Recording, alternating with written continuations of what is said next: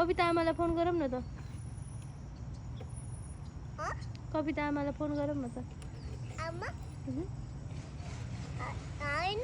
आमा त बिजी हुनुहुन्छ आमा बिजी हुनुहुन्छ कहाँ जानु पर्यो आमा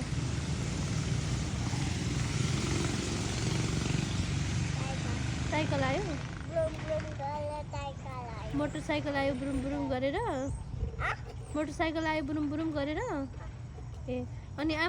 आमासँग आमा बिजी हुनुहुन्छ भने आशा आन्टीलाई फोन गर न त आशा आन्टीलाई फोन आशा आन्टीलाई निशा आन्टीलाई पनि आशा आन्टीलाई पनि फोन गर न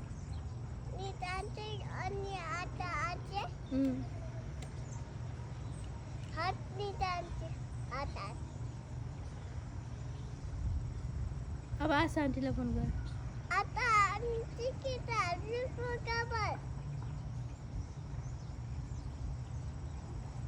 अब मामा भान्जालाई फोन गर मामा भान्जालाई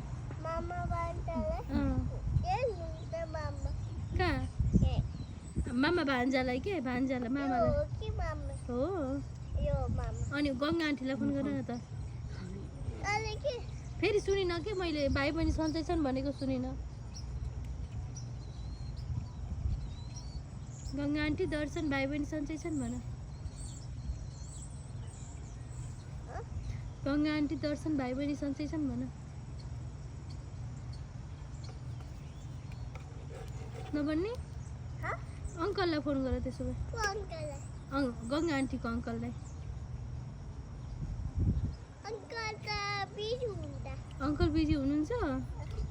अनि कसलाई फोन गर्नु छ बुवालाई बुवालाई फोन गर्ने बुवालाई फोन गर नि त अनि बाबालाई फोन गर त्यसो भए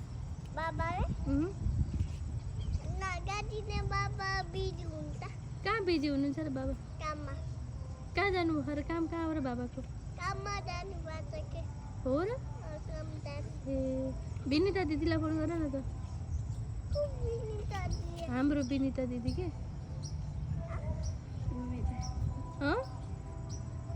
हाम्रो विनिता दिदी कहाँ हुनुहुन्छ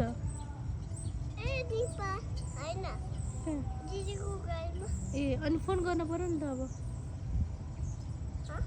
विनिता दिदी भन न